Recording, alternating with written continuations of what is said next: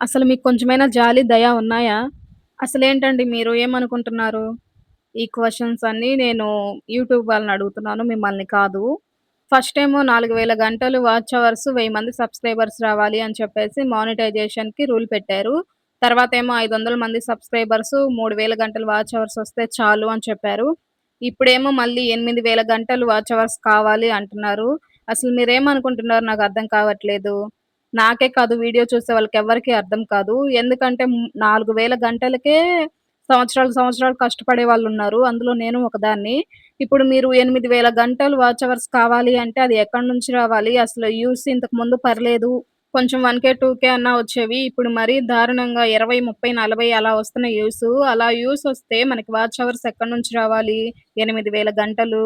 8000 గంటలు రావాలంటే ఎన్ని సంవత్సరాలు కష్టపడాలి? కొంచెం ఆలోచించి ఆ 4000 గంటలే ఫైనల్ చేయండి యూట్యూబ్ వాళ్ళు ప్లీజ్.